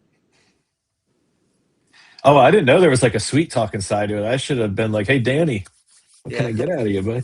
Like, what about all them slobber knockers you're sitting on? I think he lost the slobber knockers in the divorce. Oh no, I should have bought them all. Yeah, you should have bought them when they had the store. What's your opinion on the Apex fishing kayaks? I don't even know what that is. I'm not gonna lie. Neither do I. Me neither. I know there's a one out there that's like a. Oh man, I don't want to bash anybody. It's like a Vibe ripoff, or the people that used to have Vibe, or something like that. Oh, the Camino. Yeah, it's just another Chinese boat. I was super interested in that in the line of the Caminos until I realized they weren't going to be made in the U.S. Yeah. And I mean, I didn't know anything about the owner and the Vibe and all that at the time, but they looked cool. But I was like, I've reached a point where I don't want a kayak that's not made here. Right. You know? And I love my bona fides. Like if I make a switch, it'll be the Native or another bona fide. Like I don't see myself leaving the Big Adventures brand. I recommend Native. I mean, I don't hate on Bonafide. They're beautiful boats. They're nice, but you know, there's something about I like the Natives, man. There's I really do. It's like GM, right? You know, Chevy, Cadillac, in my opinion. When I look at my Cadillac, when I look at my PWR and I look at Andrew's Titan. It's like the PWR. I look at it, I'm like, that's a workhorse. And I look at the Titan, and I'm like, that looks like a workhorse, but my God, that's pretty. Now, granted, he doesn't get his kayaks dirty. He's like out there with a toothbrush, making sure there's no little sand particles in any of the channels or They do anything. have the cool design, right, and the lines and stuff. But that's one of the things that had steered me away from them, was because, like, it, and Andrew brings it up too, like the gunnels that point down kind of in the front. Yeah. Because it's like a mental thing, you know what I mean? Like, I like the natives got that wall right there. And it helps for fish too, man. I mean, it helps a lot. Helps Mhm. not losing your stuff, you know, all kinds If of stuff. if people buy enough identifiers, maybe I'll switch to a Titan this year. Yeah. Okay. It sounds like they're flying off the shelf, man. If you haven't seen them, guys, this is the double up right here. This is a custom one, obviously made for me. I've also got a double KBF and another custom one as well. That's a KBF Yeah. and a I retired. brought I brought two in here with me that I just did. So here's Jason's. Okay, there And you go. he's just got a cool logo. Let me hold I on. dig that. Let me see if I don't know how this works yet on the restream. Let me try this. Okay, no, that's not working. Ooh. Let me go here. But I want to do just you. Don't ask me, man. I'm new to all that. I know I you don't are. even know how to work my own yet. Here, let me just do this. But Ooh. There you go. But yeah, so there's Jason's. And then my buddy Dane got a new one for here in camo. And his has the normal black topo on it. I mean, look at those things. They just shine, man. And people ask me a lot because they'll see the shine and stuff on video or whatever. They ask if the identifier codes get washed out in the sun. They do not. And they are UV coated. If you have it at an angle and it looks like it's washing out your identifier code, just change that angle just a little bit and it takes that problem right away. okay, so that's another thing I want to bring up too. So something that I do is I bought a little $12 label maker off Amazon. It Bluetooths to my phone. It's Mm-hmm. handheld. And I print my identifier codes on the label maker and I stick them on here. And then when the tournament's over, I peel it off. Yep. And if you're doing a year-long one like Marty Hughes, the Kayak Jack one, we'll put a code on there. So like if Okay. you know you're going to have a code that's going to be all year long, we'll print it right on there so you don't have to worry about it. But for those of you not using labels, you just write on there with a Sharpie and you take some screen wipes, bug spray, whatever, clean it right off. But we will put a permanent code on there if you ask us to. 2026 is a popular one this year. A lot of people are doing the Marty Hughes event. Let's see. Are those topo backgrounds specific lakes or just a generic print? Could I submit a specific part of a map and print it in the black and gray? And that's one of the things we were kind of talking about doing with mine, but I just went with whatever Steve had on file. Could you do Yeah. So that? yeah. So if somebody chooses topo, like on the list, if you pick a pattern or a background, it's going to have a list of patterns. If you just pick topo off of there, it's going to be the generic ones that I have. But if you put custom and then you drop me, I know you might want to do a screenshot, however you want to do it. You want to do a screenshot, drop me a pin, whatever you want to do. If you let me know the area specifically that you want, I'll find topo for that area and I'll find a way to make it work. It might not look exactly right. My But fishing spot. No, I'm just kidding. yeah, Sorry. like, hey, if you're not in Missouri, I ain't coming there anyway. But yeah, I've had people ask me if I can do topo for specific locations, and I can.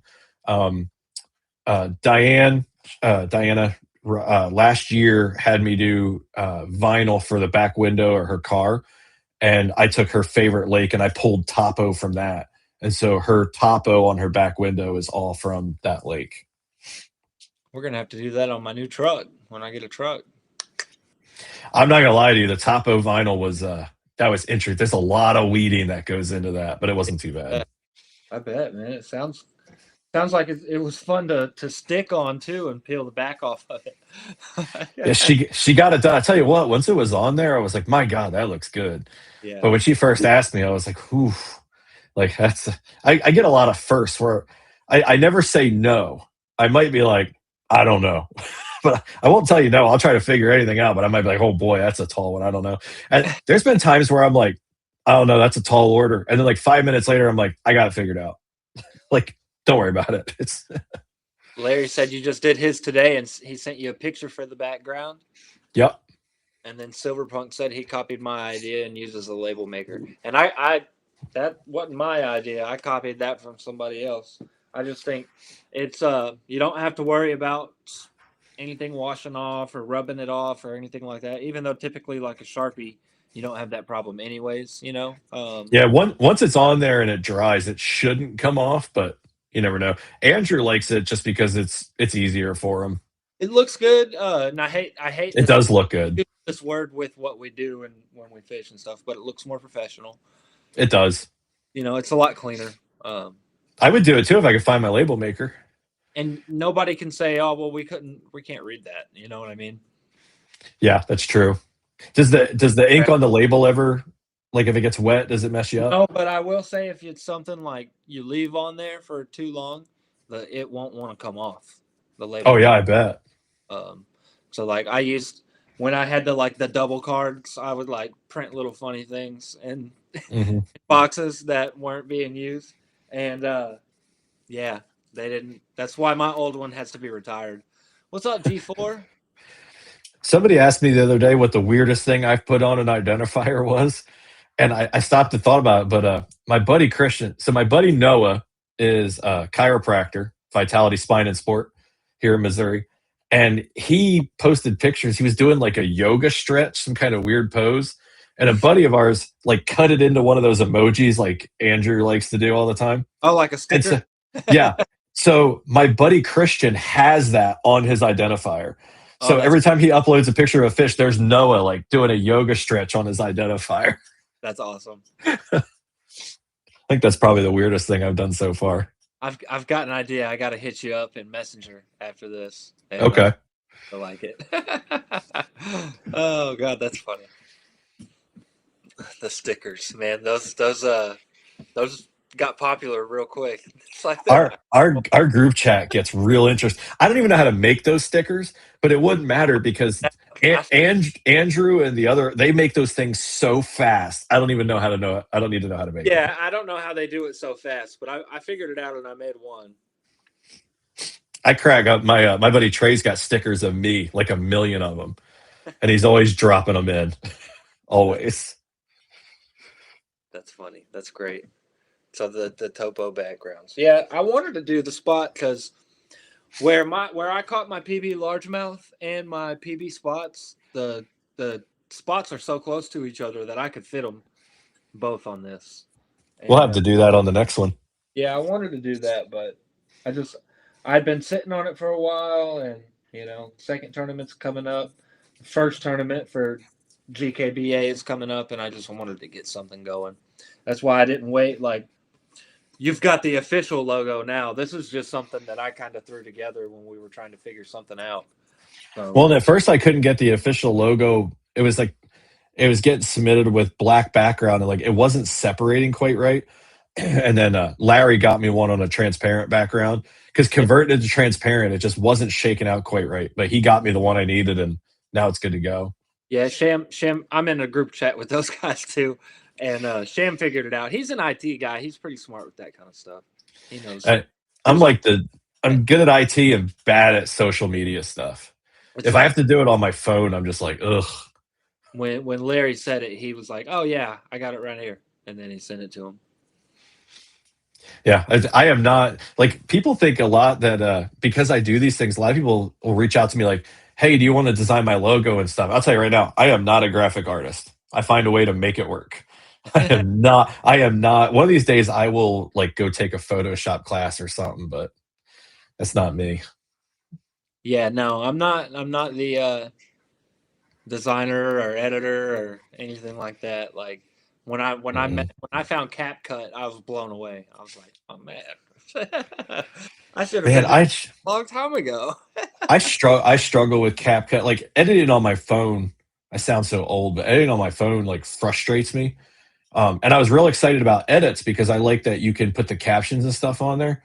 And then I just realized the other day that DaVinci Resolve will do that for me too. So now when I'm editing my shorts, and I'm doing my long form, I edit my shorts at the same time in DaVinci. And now I can just be like, hey, do that. And it generates out my captions the same way that Edit does. And it's faster and easier on the computer. Yeah. I like the CapCut because, like, you see, like, my style of stuff where it's like I kind of show maybe a hook set or holding up a fish, releasing it back in the water, and it's like I like the templates, and some of them I've gotten pretty good at like blending it so that like I can keep using the same clip, and it just kind of has the transition in the middle or somewhere, and it kind of blends and looks cool. But if I sat down with Andrew for like 15 minutes and he was like, hey grandpa, let me, and Andrew showed me how he does all his stuff with it, I'd be using it in a second. Because honestly, Andrew's like skits and everything else, he cranks them out fast, but all his stuff is just good. Yeah. My friend said, like, I get people all the time like, hey, check out this dude's video. And I'm like, oh, look, it's Andrew. Yeah, I know, right? Like, I saw that before he posted it. Cool. It's funny because I've got people that like they don't fish, right? And we're friends, and when they see something funny that's fishing related on their feed or something, they always send it to me. And it's like 9 times out of 10, it's like, oh yeah, I know that guy. Yeah, it's weird. And nobody knows me for my content. I didn't see that coming when I started Trash Panda Decals. Everybody knows me for the identifiers, which I'm cool with. Yeah. But like, I had somebody say to me the other day, like, oh, I didn't even know that you made fishing content. Oh, and I'm like, man, in my mind, that's my main thing. Yeah. I called thing. It might be. I've always called that the side hustle. I love this one, man. This is I'm just gonna keep showing it off. It really is sweet, man. I almost didn't send it to you. I know, that thing is awesome. Silverpuck's comment. Yeah. The boat ramp police. Tell us about the boat ramp police, Steve. Listen, man, these people cannot park. Like, I listen, if I pull into the parking lot and you're like crooked or something, I care less. I don't care if you back in with your trailer, pull in with your trailer. I don't care. Just park where you're supposed to. Like when I roll into a boat ramp, there's somebody in the middle of the lot. And I'm just like, or in the loading zone or something, like, what are you doing? So the main reason I started, first of all, it triggers people. Anytime I post a video at a boat ramp and I'm like, this guy doesn't know how to park, people get so mad, especially when they realize I'm a kayak angler and the bass boat guys see it, they go nuts. So I'm trolling people a lot with those videos. But the main reason I started posting them is because I mostly do it at local areas where I know people watch my stuff. Because I'm hoping that Billy Bob sees his truck on there getting called out and maybe he don't park there again. My favorite was I went to a lake, first time I'd ever been there, and it wasn't even the parking lot. There's hardly is a parking lot. But I was out fishing and I'm like 6 feet from the bank. And there's 4 people loaded up in this like aluminum V-hull boat, and they cut between me and the bank. Oh, and he says to me, he goes, hey man, I'm coming through, and you can see me on video. I'm like here, like between me and the bank. And I've been catching fish the whole time I'm sitting there, and it's annoying them. They're not catching anything. I can see it. And he's like, yeah, you don't own the lake. And I was like, hold up. I was like, I don't think I own the lake, but like, you don't have to cut me off. And he goes, well, where else should I go? And literally the whole lake is behind me. And I was like, I don't know, around. So like, he's like mouthing at me now. And I'm like, don't say stuff that's going to get you demonetized. Like, just let it roll. This bass boat behind me starts chewing him out. I hear F-bombs coming over my shoulder. At first, I thought they were talking to me. But the best part was, so I get the whole thing on video. And because I'm so close to the bank, there he is in HD, just like looking at me, him and his sons or whatever.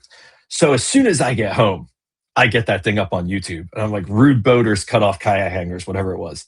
This dude was so triggered that he had wrote down or taken a picture of my kayak, my YouTube channel, looked me up and was waiting for that video to drop. It was 5 minutes at most after I posted it. He's in the comments.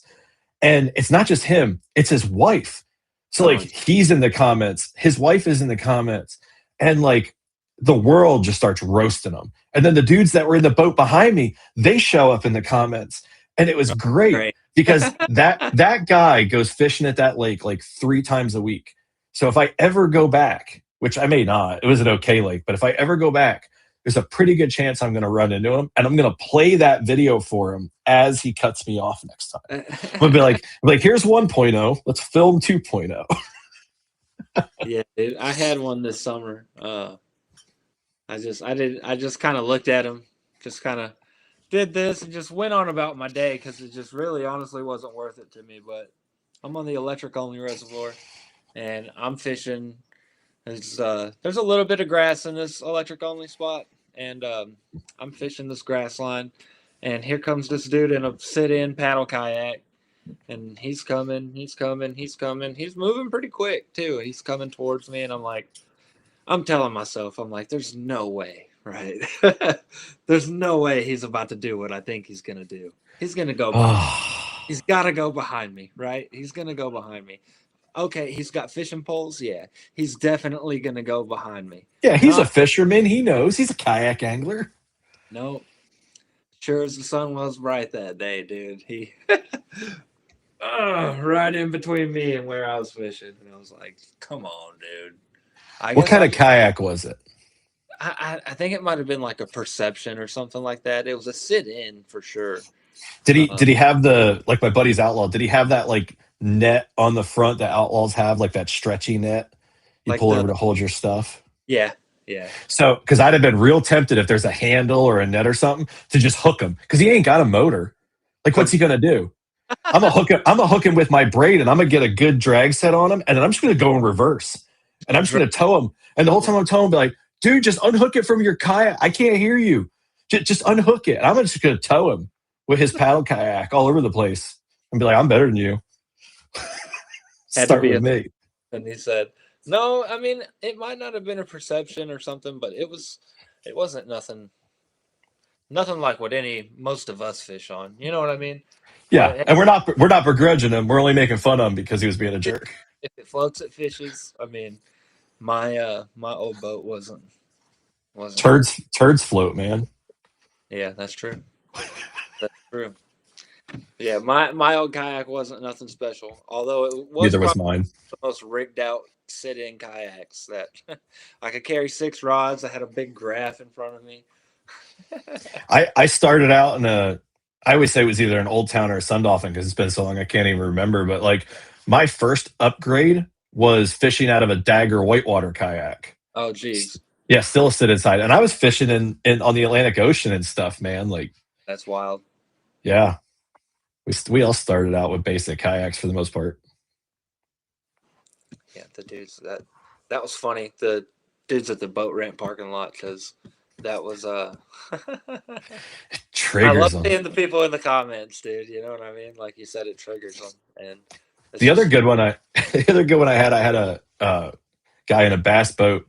I'm literally, again, like 10 feet from the bank, and it's full of stumps and everything else. Like nobody would drive through there. And he's like motoring between me. And so I just stopped fishing. I wasn't going to say anything to him. And he's just like, sup? I'm like, oh God, now he's done it. And I was like, just waiting for you, man. Can't fish if you're driving between me. And he's like, you're in the creek channel. And I'm surrounded by trees. There's no channel. and I said, I think the creek channel's out there, buddy. He goes, no, it's here. And I said, well, creek channel, it's like a clear path to drive your boat. And he goes, yeah, it's here. And I'm like, you're bouncing off trees, home skillet. Like 10 feet. Yeah, I said, you're in Narnia, man. 10 foot that way is the creek channel. You're already over the river. You're through the woods now. Yeah, I got him on video too. I love having video. And every once in a while, it doesn't happen often, but every once in a while, I'll go back and watch something and I'll be like, all right, maybe I was the jerk in that situation. And then I'll post it anyway. You know, if I'm wrong, I'm wrong, but it doesn't happen often. I've got one good one of somebody. They were, I was fishing these docks right here, and they come around the corner, and they're in like a John boat, you know, and they're fishing the docks coming towards me, and I'm like, whatever, we'll just pass each other, right? So I'm just kind of I'm facing the shore. My camera is pointing at me and has the view behind me, and you can Mhm. see them come behind me, and because I'm not watching them, right? And then next thing you know, I see a lure. Like, oh, come on, dude, are you serious? That it makes me more mad when a lure lands like right next to me than when they just drive through. I don't know why. Now, when I'm fishing with my friends, it doesn't bother me. You know what I mean? Especially if they're Yeah. scoping, like see a fish up by me and they want to cast to it. That's fine. I don't Or if care. they ask, like even if they're not friends, if somebody's like, "Hey, can I cast up in there?" I don't care. Yeah, right. The comment I hear the most from boat guys is, "Man, you got that thing decked out." Yeah, same thing. Man, you got quite the setup there. My answer's always the same. Thanks, man. I like it. You should see the other guys. Like, Yeah, because mine to somebody who isn't in it looks so complicated. But then I look at like someone like yours or Thad's or somebody else's, and I'm like, mine don't seem that decked out. yeah. I mean, mine's not that serious. I got two graphs, but I mean, I guess I've done a little bit here and there. The two graphs is honestly like that's what sets it apart. It doesn't even have to be complicated, but when you add the two graphs, it just looks so much It more gives decked out. look, yeah, it does. Even when I've got the cover on it, like I've got the graphs off of it, obviously, but the cradles are still there.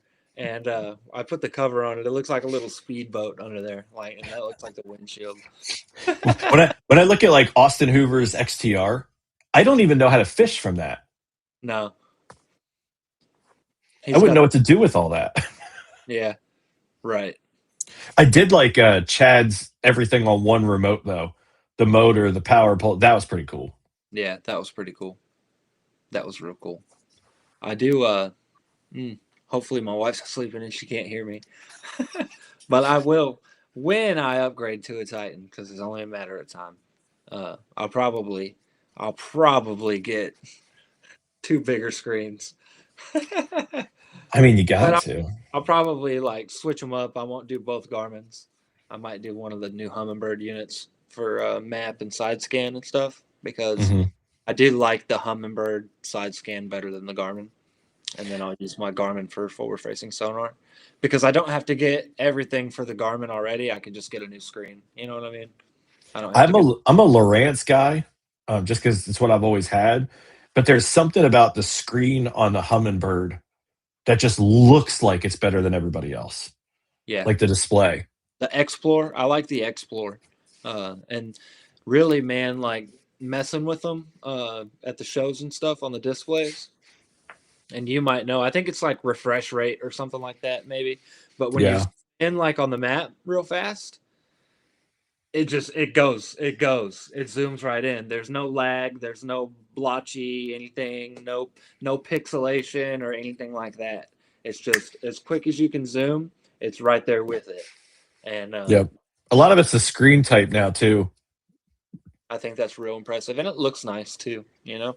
It just looks so crisp. Do two 12s on the Titan X. That would be interesting. Or three, two 12s and a 10, or two 12s and a 9. Man, the amount of stuff you're gonna have to do around the house to be make that okay. It won't be at the house, my friend. It'll be at work in the shop. Turning hours. I had to be turning some mad hours to do something like that. You're gonna be rigging a lot of kayaks. If I had the money, I'd definitely put a 12-inch on mine. It's hard to see on a 9. See, I Yep. mean, really hard for, I don't know. I guess I can say, I think I see pretty good out to 120 feet. Um, but Silverpunk, I've also got the LVS 34, and you've got the, what is it? Eagle Eye? Is that what it is? I looked at those. Sonar, yeah, man. And if it's something that you're going to get into, I definitely don't recommend getting that one because you're going to wish you had the Garmin or the Active Target, because you can just see it that much better, even on a 9-inch screen. I You, struggle with a 7. I would love to have a 9. It's kind uh, of funny how that works. If you have a 7, you want a 9. If you have a 9, you want a 12. yeah, bigger's always better, right? Hmm. You always want the next one up. Uh, the poor man's life scope. I had two 7s, and for whatever reason, I didn't really need to, but I had to, and then I got the Garmin's with a whole plan to do live scope, and I just wanted them to match, so I got two nines. But I'll probably sell those guys. I tried the Eagle Eye immediately went to the LVS 34. Yeah, I mean, if it's yeah, if you want to see the distance and you want to see the detail, you're gonna want that LVS 34 or the Active Target 2, and I haven't tried the Mega Live 2, but maybe even that.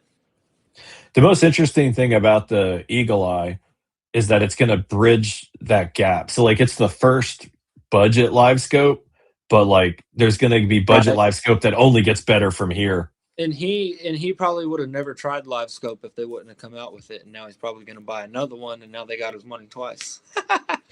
Yeah, it's like a crack dealer. That first one's free and then they got you hooked.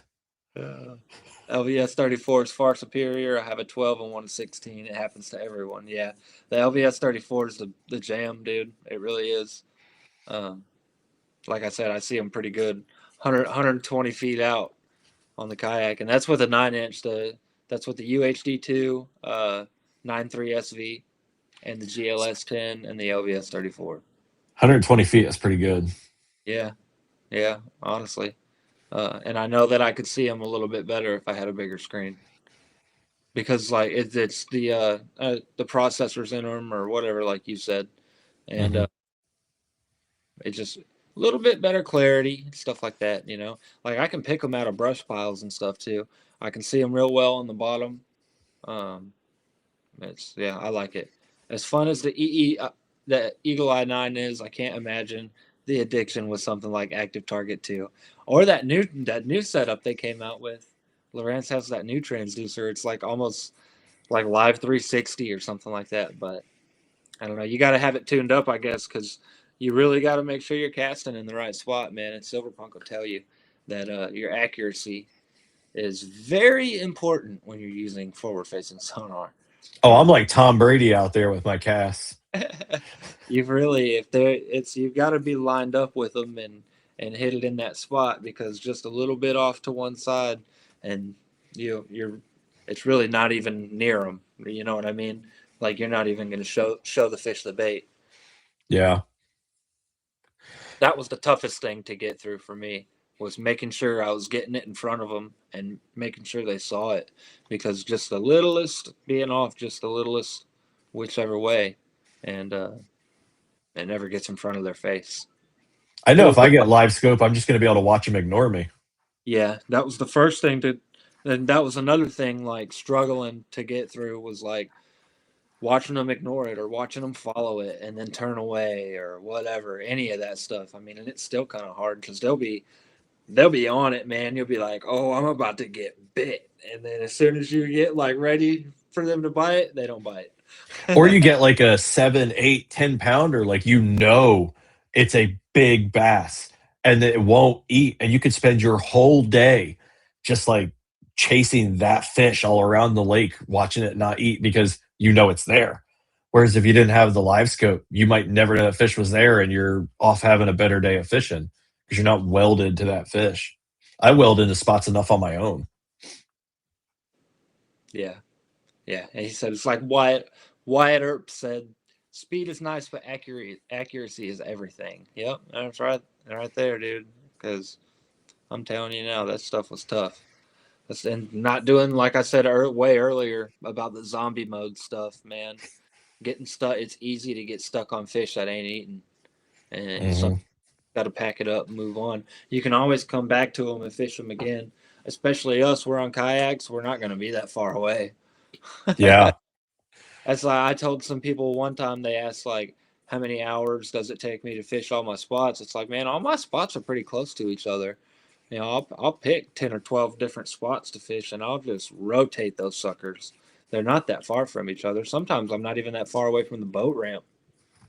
Depending on where I am, I'll run 10, 15 miles a lot of days. Just depends, especially on like the river. But Yeah, yeah, river. and I'll make some runs. Yeah, he said you learn pretty quick to give up on the non biters. That's right, Eric. You got to. You have to. Otherwise, it's not going to help you. if you want it to help you, then you got to know when to leave those fish behind.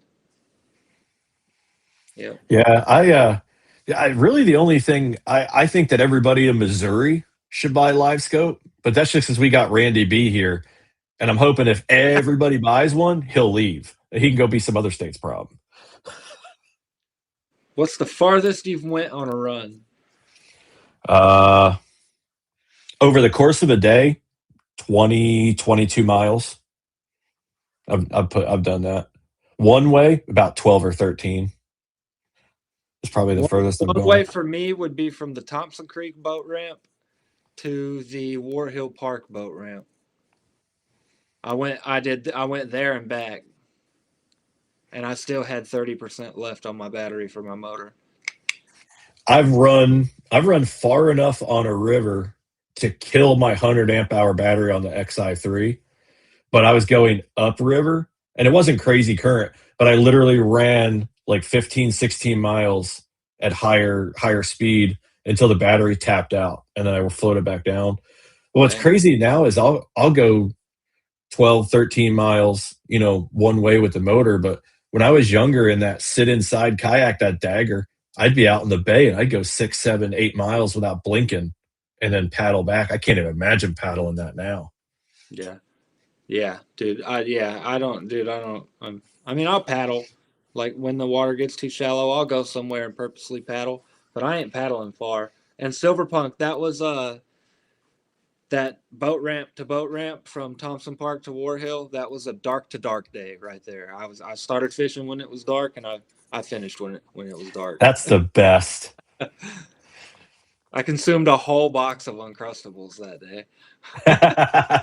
I ate all my snacks. An entire box. I don't know who Jimmy Easterling is. Should I know who that is? No, I mean, I don't know who that is either. Apparently he's here in Missouri. Yeah, he must be a scoper. But we know where to find Trash Panda Decals, obviously. TrashPandaDecals.com. If you want to get your double up, that's where you go. Or you're simple. Show off the simple ones again because, some people think that this is too much. Well, and what I found so amusing is he was telling me that I should do stuff that was basic. It should be pure. It's all about the identifier. Like his whole point was it should be nothing but the identifier. Yeah, but then the code. But then he tried to push people to one of my competitors who always puts their logo on everything. And I was like, well, mine has nothing on it, including my logo, and it costs less. So if you want basic, I'm still the best option. He also thinks that bringing your toddler with you to a tournament gives you an advantage. That's true. Some people even believe that putting stickers on bump board fences.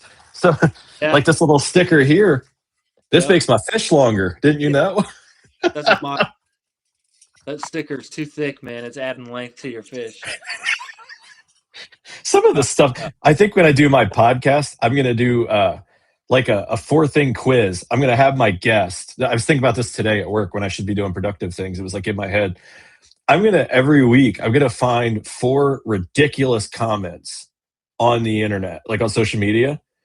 And I'm going to like pick one that's the real one. And then I'm going to have like 3 fakes and see if my guest can figure out which ridiculous thing that was said is the real thing. Like Who Wants to Be a Millionaire, but it's another word that I can't say on the air. That's right. All right. TrashPandaDecals.com. Get your identifiers. Get your billboards, your sponsor cards. He can make these too. He can make anything you want, guys. Pretty much. The options on these things are endless. So check them out, man. I mean, and the finish on that, like I said, you can use a Sharpie. You can use the label maker for the really clean look on there. He'll put your logos on there for you. But where can we find Steve Billington, the content creator? You can find me at Steve Billington Fishing everywhere. And actually, I did not know I was going to be able to stream this also to my YouTube channel. And when I logged in, it asked me to. That was pretty cool. So it should be streaming on my YouTube channel too, which might be the first time my channel's ever been live. Perfect. So, cool. Yeah, Steve Billington Fishing everywhere. Good deal. We've been going about 2 hours. Steve, thanks for coming on. Appreciate it. Thanks for being you. I think you're an awesome. You're a good friend. I love having you. Part of my daily routine right here. We're in group chats together and stuff, and you're a good teammate and a good friend. You Uh, too, buddy. you're an okay fisherman, you know. I'm a mediocre fisherman, but boy, do I have fun doing it. Yeah, the Sharpie will wash off with some rubbing alcohol. That's right, Yep. and it won't take the finish off. Nope. Have to worry about that. It does come. What I tell people, he wraps them up real nice, sends them with some really nice Velcro. But like he said, the double ups, you should drill a hole in it And and bolt bolt. it. Yeah, I just use a little M6 10 millimeter head bolt, and that's what I use on mine. This one's obviously brand new. I haven't drilled a hole in it yet. Yep. There's my bolt right there. Goes right But on through. if anybody's fishing this weekend, you are brave. I Whew. might be out there, but I highly doubt that I won't. Or Unless you're in I Florida. You're not brave if you're in Florida. probably won't be out there. I really I want. won't be. I haven't been, like I said, maybe 40 minutes fishing this year, and it was miserable. Yeah. I got out for those couple hours on that creek adventure and didn't catch anything, but that's the only time I've been out so far. Yeah, it's been cold, man. It's been windy. Like I can deal with the cold if it's not windy and the sun's out. Kind of help me stay warm. I've got the stuff to keep my body warm. It's my hands because Yeah. I like to wear gloves. I do sometimes, but I don't really prefer it. I don't like it either. Not on my fingertips. But so all right, you guys, we're gonna get out of here. Tune in. Danny and the boys will be back tomorrow night with another great show. They'll have way more people in the chat. We did pretty good though. I think we had about 22 people in here at one That's time. awesome. I Yeah, love that. it's growing every week. It grows. I wish I could That's get awesome. everybody to comment that watches. But all right, you guys, we couldn't do the show without our awesome viewers and our live Wellians. We appreciate you guys that always watch with us and hang out. And y'all have a good week. Stay warm, and we will see you.